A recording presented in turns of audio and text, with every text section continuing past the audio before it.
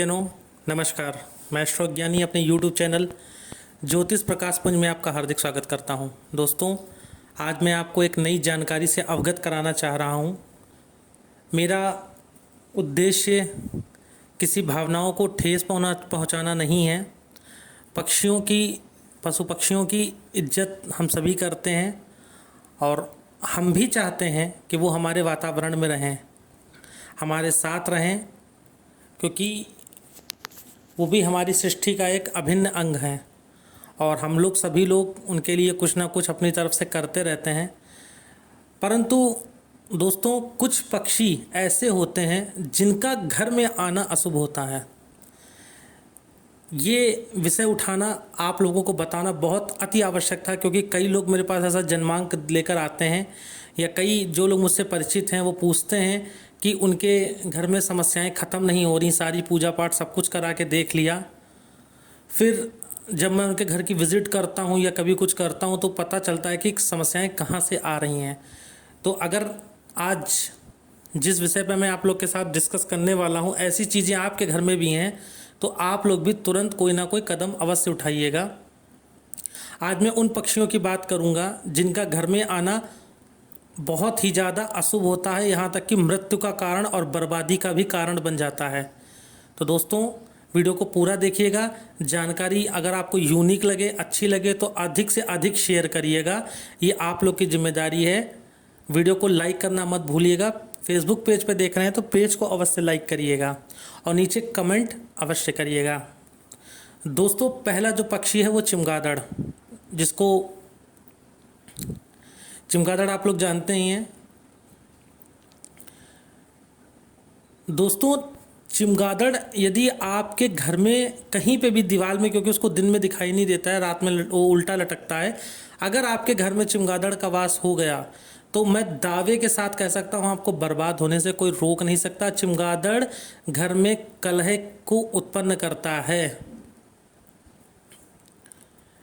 अगर आपके घर में चमगादड़ का वास हो गया, चाहे जहाँ पे वो ज़मीन में या दीवालों में जो सुराखें होती हैं उनमें वो अपना घोंसला बना लेते हैं। मैंने ऐसा तक देखा है कि घर के पीछे वाली दीवार पे अगर कोई प्लॉट खाली पड़ा होता है तो वहाँ पे चमगादड़ अपना घोंसला बना लेता है। ये मेरे सामने, प्रत्यक्ष को प्रमाण की आवश्यकता नहीं, मेरे सामने देखा हुआ है। मेरे एक यजमान के घर में ऐसा था और जब तक उन्होंने उस घोंसले को, चमगादड़ों को हटा के बंद नहीं कराया, तब तक उनके घर की आर्थिक स्थिति बहुत ही ज़्यादा दयनीय थी। तो अगर आपके घर में चमगादड़ का वास है तो उसको बिना सोचे समझे तुरंत वहाँ से हटाने का प्रबंध करा के घोंसले को बंद कराइए। ये बात याद रखिएगा, अन्यथा आपके घर में जीवन में कभी तरक्की नहीं होगी। मैं दावे के साथ ये बात कह सकता हूँ। दूसरा पक्षी दोस्तों जो है वो है कौवा। अगर आपके घर में कौवे ने अपना वास कर लिया, क्योंकि तंत्र में कौवे का भी बहुत उपयोग होता है, जो लोग तंत्र से जुड़े हैं, अगर आपके घर में कौवे ने वास कर लिया, कभी कदाक आके बैठने की बात मैं नहीं कर रहा हूँ, छत पे वैसे कौवे का आना अतिथि का सूचक होता है, परंतु अगर आपके घर में कौवे ने वास कर लिया, कौवा आकर रहने लगा, तो आपके लिए बहुत ज़्यादा दिक्कत आ जाएगी, क्योंकि कौवा मृत्यु का भी सूचक होता है। ये बात याद रखिएगा। जिस घर में कौवा रहता है उस घर में कभी भी मांगलिक कार्य नहीं होते हैं। ये मेरा सामने का देखा हुआ है, मेरा खुद के अनुभव का है। दूसरी बात, आपके जीवन की आर्थिक स्थिति कभी सुदृढ़ नहीं हो सकती अगर आपके घर में कौवे ने वास कर लिया तो। ये बात याद रखिएगा। दोस्तों, तीसरा जो पक्षी है उसके बारे में मैं आपको बताने जा रहा हूँ, जो कभी कभी शुभ संकेत भी लेकर आता है। एक पक्षी अगर आपके घर पे आकर बैठने लगा तो आपके घर में वाकई कोई मांगलिक कार्य होने वाला है या अचानक से धन संपदा आने वाली है। वो पक्षी है उल्लू। दोस्तों, अगर आपके घर पर उल्लू आकर बैठ जाता है और कहीं शुक्रवार के दिन आकर बैठ जाए, किसी भी दीवार पर, घर पे, मुंडेर पे, छत पे, कहीं भी आकर बैठ जाए, तो आपके घर में माता लक्ष्मी का आगमन होने वाला है। इसको शुभ संकेत पर जानिएगा। अगर आपके घर में उल्लू आकर बैठ रहा है तो इसको शुभ संकेत पर जानिएगा। दोस्तों, ये आपके घर में मांगलिक कार्यों और आर्थिक स्थिति में बढ़ोतरी का सूचक होता है अगर आपके घर में उल्लू आकर बैठ रहा है। दोस्तों, अगला जो पक्षी है जिसका घर में आना तो ठीक ठाक है, आकर उड़ जाए कोई बात नहीं, परंतु घर में घोंसला मत बना दीजिएगा, वो है कबूतर। दोस्तों, अगर आपके घर में कबूतर ने अपना घोंसला बना लिया तो आप समझ लीजिए वो घर पूरा खंडहर में बदल जाएगा, क्योंकि तंत्र में कबूतर को मशानी के रूप में माना जाता है। जो लोग इस चीज़ों से जुड़े हैं वो जानते होंगे। अगर कबूतर ने आपके घर पे आता है, खाता पीता है, वो उड़ जाता है, ये कोई बड़ी बात नहीं है, आप बिल्कुल उसकी सेवा करिए, मैं मना नहीं कर रहा, परंतु घोंसला मत बना। अगर कबूतर ने आपके घर में स्थायी वास कर लिया और वहीं पर अगर बच्चे दे दिए तो समझ लीजिएगा कि आपके घर में दिक्कत ही दिक्कत आने वाली है। खंडहर में इस तरीके की चीज़ें ज़्यादा होती हैं।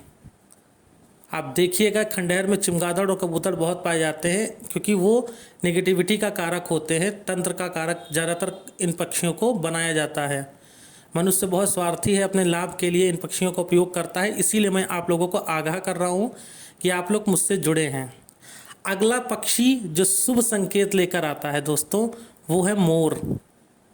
दोस्तों, अगर आपके घर पे मोर आकर बैठता है और वो नृत्य करता है अपने पंख फैलाकर या आवाज़ निकालता है, तो वो बहुत शुभ संकेत होता है। दोस्तों, ऐसे घर पर भगवान श्री कृष्ण की असीम कृपा होती है जिसके घर पर मोर आकर बैठता है। इसीलिए आपने देखा होगा, जो बड़े बड़े राजा महाराजा या आज भी बहुत लोगों को मोर पालने का शौक़ होता है। हालांकि राष्ट्रीय पक्षी है तो सरकार ने प्रतिबंधित कर रखा है, परंतु बहुत से बागानों में मोर रहता है। जहाँ पर मोर रहता है दोस्तों, वहाँ पर सुख समृद्धि रहती है। तो मैं ये नहीं कह रहा कि कोई बंदी बना के उसको घर में रख लेगा, ऐसा मत करिएगा, ये कानून का उल्लंघन है। परंतु यदि आपके घर में स्वेच्छा से या स्वतः ही मोर आकर बैठता है तो उसको शुभ संकेत में जानिएगा। अगली जो चेतावनी मैं आपको देना चाहता हूँ, ये थोड़ा सा लीक से हट के है, क्योंकि वो पक्षी नहीं है, एक पशु है।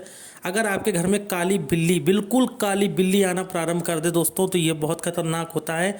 इसका मतलब ये होता है कि किसी ने आप पर तंत्र क्रिया कराने का प्रयास किया है या वो कर रहा है।